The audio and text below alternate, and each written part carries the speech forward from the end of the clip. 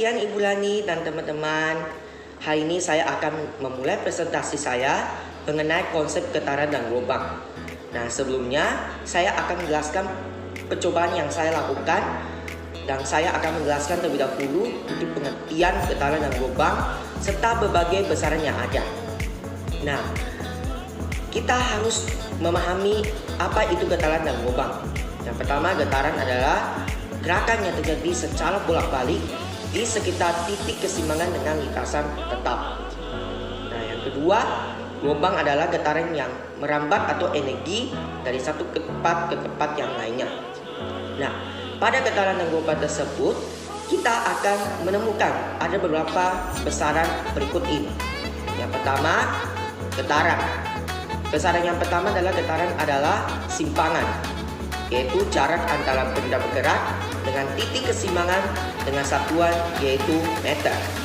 Yang kedua, amplitudo adalah jarak ditempuh yang terjauh pada benda bergerak dari titik setimbang dengan satuan yaitu meter juga. Frekuensi adalah banyaknya getaran dalam setiap waktu dengan satuan yaitu hertz. Yang terakhir, periode adalah waktu yang dibutuhkan untuk melakukan satu getaran dengan satuan yaitu sekon. Yang kedua, gelombang. Besaran yang pertama gelombang adalah panjang gelombang, yaitu jarak yang bergerak dari satu bukit dan satu lembah atau satu rapatan dan satu regagan dengan satuan yaitu meter. Cepat rambat gelombang adalah panjang jarak yang ditempuh oleh gelombang dalam setiap waktu dengan satuan yaitu V. Yang ketiga, periode gelombang adalah waktu yang dibutuhkan gelombang untuk ditempuh dengan satu panjang gelombang saja dengan satuan yaitu sekon. Yang terakhir, frekuensi gelombang adalah banyaknya gelombang yang bisa terbentuk dalam setiap waktu dengan satuan yaitu hertz. Nah, getaran dan gelombang juga sering kita temui dalam kehidupan sehari-hari. Ada beberapa di antaranya dimanfaatkan untuk mendukung kegiatan manusia. Nah, berikut pemanfaatan getaran dan gelombang dalam kehidupan sehari-hari, yaitu yang pertama, mendengarkan musik. Suara merupakan hasil dari getaran yang merambat sehingga bergetakan udara di sekelilingnya getaran yang ditangkap oleh daun telinga. Yang kedua, mengukur kedalaman laut. Mengukur kedalaman laut memerlukan getaran.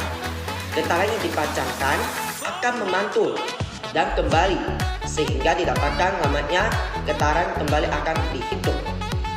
Yang terakhir, telepon seluler. Untuk dapat bekerja menghasilkan gelombang elektromagnetik karena di dalam telepon seluler ada terdapat medan listrik dan medan magnet.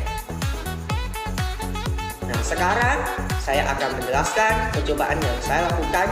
Nah, pertama-tama, alasan kenapa saya memilih proyek ini adalah karena proyek ini menjadi lebih sederhana dan mudah mempraktikkan getaran dan gelombang. Nah, berikut alat dan bahan yang digunakan untuk membuat bandu sederhana, serta langkah-langkah yang untuk membuat percobaan bandu sederhana. Nah, alat dan bahannya adalah yang pertama, triple berukuran 30 cm x 18 cm.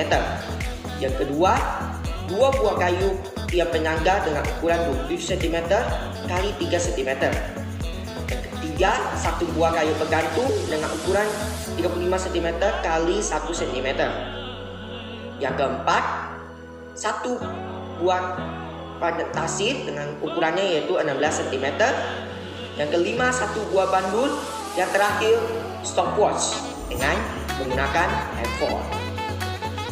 Nah, langkah-langkah untuk membuat bandu sederhana sebagai berikut. Yang pertama, satukan 2 tiang penyangga di sisi kanan dan sisi kiri dengan tripod sehingga membentuk tiang penyangga dan tripod sebagai alas. Yang kedua, sambungkan kedua atas tiang dengan kayu penggantung. Yang ketiga, kaitkan bandu ke tasi. Yang terakhir, ikatkan tali tasi ke tiang penggantung dengan panjang tasinya yaitu 16 cm. Nah, sekarang saya akan menunjukkan bagaimana perhitungan percobaan bandul sederhana yang telah saya buat. Saya menambahkan amplitudo bandul adalah 15 cm dan jumlah getaran yang akan dihitung waktunya adalah 1 kali. Nah, saya akan membuat percobaan bandul sederhana dengan menggunakan stopwatch. Oke. Kita mulai ya.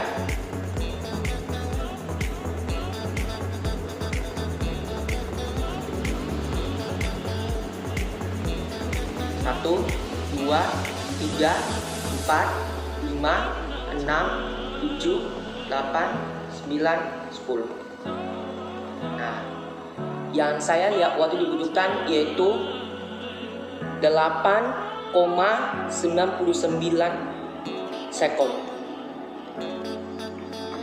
Kita mendapatkan waktu 10 kali getaran dari percobaan yang saya lakukan, yaitu hasil waktunya adalah 8,99 sekon. Nah, berikut saya akan mencari hasil perhitungan yaitu frekuensi dan periode getaran.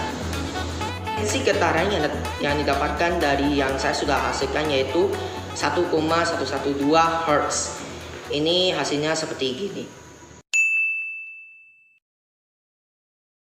Selanjutnya periode getaran yang didapatkan sebagai berikut, yaitu yang hasilnya adalah 0,899 sekon. Hasilnya seperti ini. Karena kita sudah mendapatkan hasil kedua frekuensi getaran dan periode getaran, nah setelah melakukan percobaan berikut ini adalah referensi pribadi saya. Yang pertama, dari sumatif ini secara keseluruhan membuat saya bertumbuh, tetapi bagian membuat bandul untuk meneliti frekuensi dan periode merupakan bagian yang paling membuatnya saya bertumbuh. Hal ini karena secara langsung saya dapat mempraktekkan apa yang saya pelajari di dalam kelas. Yang kedua, konsep getaran dan gelombang dapat mendukung kesejahteraan bagi manusia. Contohnya gelombang bunyi yang dimanfaatkan untuk mengukur kedalaman laut.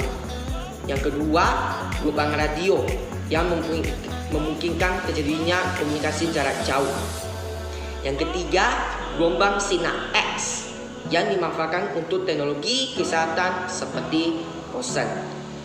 Dari aplikasi konsep getaran dan gelombang mampu membantu meningkatkan kesejahteraan bagi manusia karena mampu mempermudah kehidupan manusia. Yang ketiga, kendala yang saya hadapi dalam mencapai sumatif ini adalah saya sedikit bingung dengan apa yang harus saya lakukan dengan bandul karena tidak ada langkah-langkah atau hal-hal yang harus saya lakukan. Setelah mengerjakan sumatif ini, motivasi saya ke depannya adalah jangan pernah berhenti mencari tahu dan membuktikan kebenaran konsep getaran dan gelombang dengan cara menelitinya sendiri. Karena semua teori harus bisa dibuktikan sehingga menjadi hukum dan bukan hanya teori. Demikian presentasi saya untuk melakukan percobaan bandul sederhana hari ini. Terima kasih Ibu Lani dan teman-teman sudah mendengarkan presentasi saya dalam melakukan percobaan bandul sederhana. Yesus memberkati. God bless you. Dadah.